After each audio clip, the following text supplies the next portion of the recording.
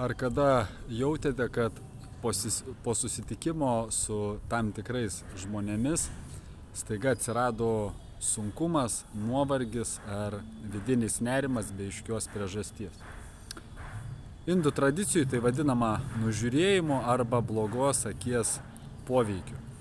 Tai pasidalinsiu paprastu, bet labai senu apsivalymo ritualu, apie kurį pasakojo vietiniai indusai.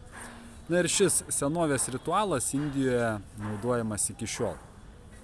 Tai jums reikės tik 3 dalykų, tai vienos citrinos, indelio su vandeniu ir šaukšto ryžių. Tai pirmiausia, paimkit citriną į dešinę ranką ir ramiu tempu apveskit ją aplink galvą, pečius ir krūtinės sritį pagal laikrodžio rodyklę. Na, savo arba vaikui galima. Ir tai darydami mintyse pasakykite, kad visą svetimą ar sunkią energiją tegul pasišalina. Ir pakartokit šį veiksmą 3 kartus, tuomet įdėkit citriną į dubenį su vandeniu, įberkite šaukštą ryžių, na ir palikit viską ramiai pastovėti 10 ar 15 minučių.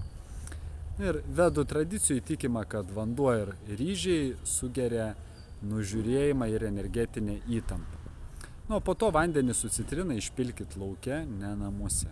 Nusiplaukit rankas ir kelias akimirkas ramiai pakvepuokite ir užbaikite tyliai pasakydami ramybę mano kūnui, ramybę mano protui, ramybę mano erdvei. Na ir jei jaučiate sunkumą be priežasties, šis ritualas gali padėti atstatyti energiją.